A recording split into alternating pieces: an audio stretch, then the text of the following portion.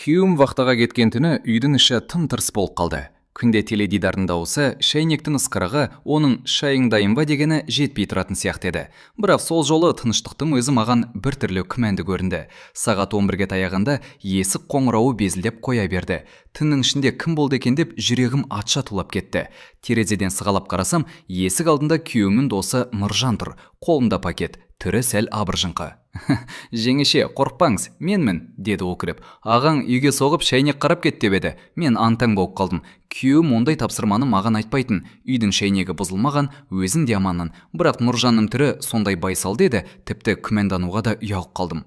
Сөйтіп сол түн мені таңға дейін ұйықтатпайтынын әлі білмеппін. Нұржанды есік алдында көп күттіріп қоюға ыңғайсызданып ішке кіргіздім. Ол табалдырықтан аттай бере жан-жарына көз жүгіртіп алды. Дәл ревизор келгендей. «Үй тыныш екен» деді. «Әйтпесе дискотека күтіп едің», дедім мен. Ол қарқылдап күліп жіберді. «Жеңеше, сіздің тіліңіз ащылау екен, ағам бекер мақтамапты». Мен бірден қипақтап қалдым. Күйеуім мен туралы не айтып үлгерген? Жақсы нәрсе айтты ма, әлде бірдеңе десең жауапты дайындап қояды деген бе?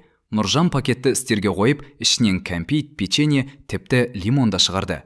«Қонаққа өзің келіп, шайға керек дүниені өзім ала келдім. Нағыз тәрбиелі жігітпін, иә?»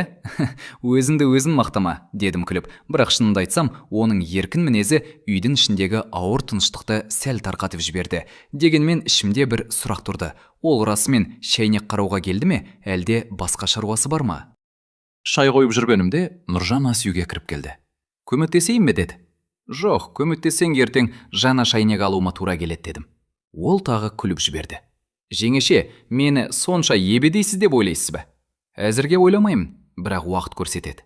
Осылай қағытпа сөзбен отырып, екеуміз шай іштік.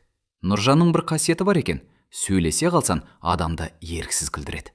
Бірде мектептегі кезін айтты, бірде вахтаға кеткендер туралы әңгіме қозғады. «Сенің күйеуің жұмыста батыр, бірақ үйде шәл іздесе де мені шақырады» деп бір күлдірді. Мен де еріксіз мәз болдым. Бірақ сағат тілі 12-ні көрсеткенде қонақтың әлі қайтар емес екенін аңғардым. «Жол алыс емес пе?» деп байқап сұрадым. «Асықпаңыз жеңеше, ең қызығы әрі басталған жоқ», деді ол жұмбақтап.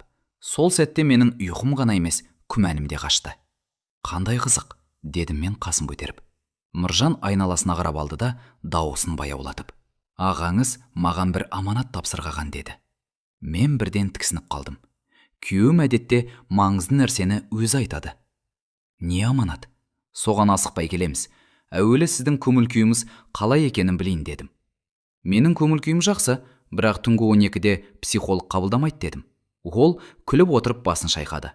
«Сізді сөйлетсең, ұйқы қашады екен». «Менің де ұйқым қашып отыр». Нұржан енді байыппен қарады. «Жеңеше, шынымды айтсам, ағаңыз сізді қатты сағынады. Бірақ соңғы кезде сіз біртүрлі мұңайып жүрген сияқтысыз» деді. Осы сөз мені сәл тосылтты. Күйеуімнің байқап жүргені рас па?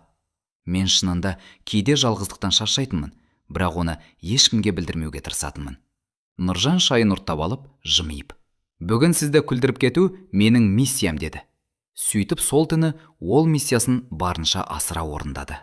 Нұржан әңгімесін бастап кетсе тоқтамайды екен. Бір оқиғадан екіншісіне секіріп, өзі күліп, мені де күлдіріп отырды. Бір кезде ол ауылдағы тойдың бір қызырын айтып берді. Бір тойда асаба келесі ән күйеуі әйелінен қорқатындарға арналады дегенде, залдың жартысы қол шапалақтап жіберді деді. «Сен ше?» дедім. «Мен қол соқпадым, өйткені болашақтан үмітім бар». «Әлі қорқпаймын деп отырсың ба?» «Әзірге жоқ, бірақ сіз сияқты сөзге жүйрік әйел кездессе ойланып қалармын». Мына сөзінде жеңіл флирттің лебі бар еді, бірақ бәрібір шектен аспады. Қайта қалжында жақын естілді. «Онда саған жуас қыз керек» дедім. «Жуас қызбен іш пысады ғой жеңеше, ал ақылды қызбен бас ауырады». «Екеуінің ортасы бар ма?» «Бар, бірақ ондай қыздар баяғыда тұрмысқа шығып кеткен». Ол маған қарап бір сәт үнсіз жымиып қалды. Мен болсам шәйнекке қарап отырғандай сымай таныттым. Сағат 1-ге таяғанда сыртта жел күшейіп кетті. Терезе сықырлап, ауылдағы темір қақпа тарсылдап тұрды. Мен орнымнан тұрып пердені жаптым. «Міне, романтика басталды» деді Нұржан.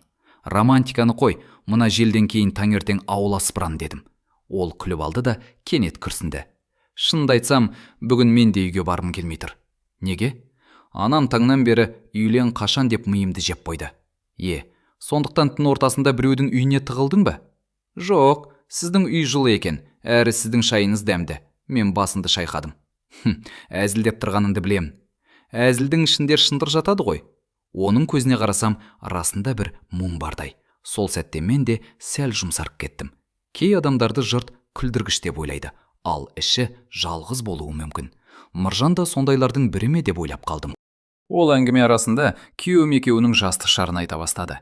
Ағаң студент кезде де өте салмақты еді. Біз жатақханада шолап отырсақ, ол болашаққа жоспар құрып отыратын. Қазір де солай дедім. Тіпті базарға барарда да стратегия жасайды. Иә, бір келі картоп алу үшін әскери операциядай дайындалады деп Нұржан мәз болды. Мен де шыдай алмай күлдім. Дәл айттым. Бірақ бір нәрсе өзгермепті. Не? Ол сізді шын жақсы көреді.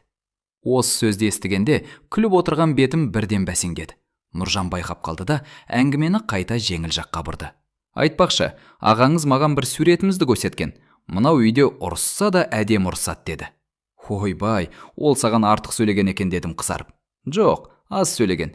Мен енді оған тік қарамай, шын аяғында орынсыз сүрте бастадым. Ұйықтау қайда, жүрек оянып кеткен еді.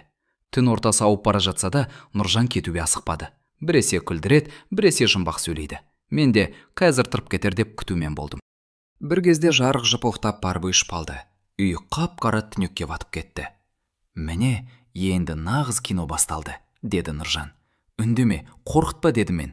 Телефонының жарығын жағып, шам іздей бастадым. Нұржан бірден орнынан тұрып, шкафтың үстінен шырағдан тауып алды. Жеңеше, сіздің үйіңізде бәрі бар екен. Шәй, тәтті, тіпті фильмге керек атмосфера да дайын. Тағы бір ауыз артық сөйлесең, далаға шығарып жіберем, дедім күліп. Шырақтың әлсіз жарығында үй мүлде басқа көрінді. Терезеден жел гүлдеп тұр. Осындай сәтте адам еріксіз ішкі ойынды айта бастайды екен. Жалғыз қалудан қорқасыз ба? Деп сұрады ол. Мен біраз ойланып тұрып, кейде қорқпаймын, кейде қатты қорқамын дедім. Бүгін қорқпаңыз, мен бармын ғой. Оның осы сөзі әзіл сияқты еді, бірақ жүрекке тым жақын тиді.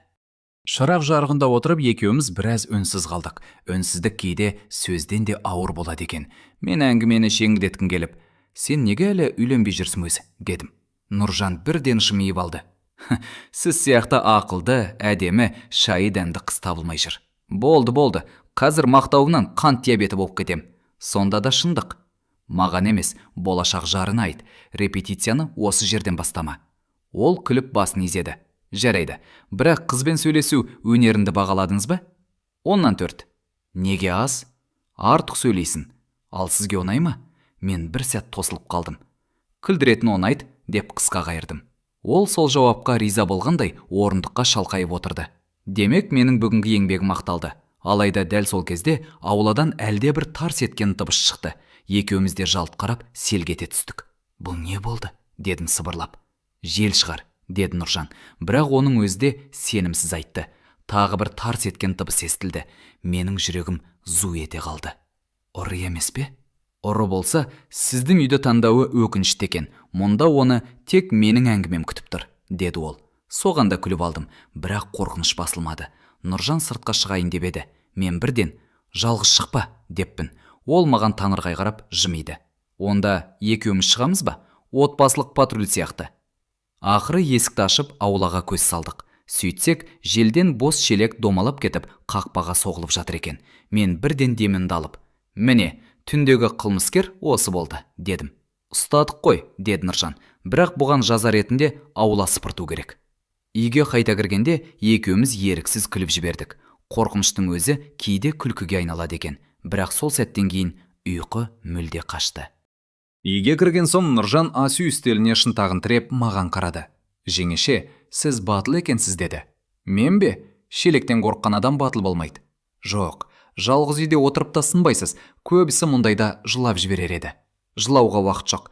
Таңертең тағы тіршілік. Ол басын изеді. Сізді сырттан қарасаң, өте нәзік көрінесіз, бірақ ішінде темір бар сияқты. Ал сен сырттан көп сөйлейтін көрінесің. Ішінде солай ма? Ішімде де сөз көп деді күліп, бірақ кейбірін айтпаймын. Неге? Кей сөз уақытын күтеді. Осыны айтып, ол маған бір түрлі мағынамен қарады. Мен бірден шай құйып, өзімді басқа жаққа бұрдым. Уақыт күтіп жүрген сөзің көп болса, үйге бар да дәптерге жаз. Сізбен сөйлескен қызығырақ екен. Оның әзілге араласқан жылы үні түнді жұмсартып тұрды. Бірақ мен ішімнен, абайла, артық жақындық керек емес деп өзінде тежеп отырдым. Бір кезде телефоным безілдеп қоя берді. Экранға қарасам, күйеуім хабарласып тұр. Мен селк етіп бірден трубканы көтердім. «Иә, ұйықтамадың ба әлде?» деді ол. Мен Нұржанға бір көз тастадым. Ол үнсіз отырып қалды. «Жоқ, жарық өшіп қалып еді» дедім. «Қорыққан жоқсың ба?» «Жоқ». «Нұржан барып қалды ма?»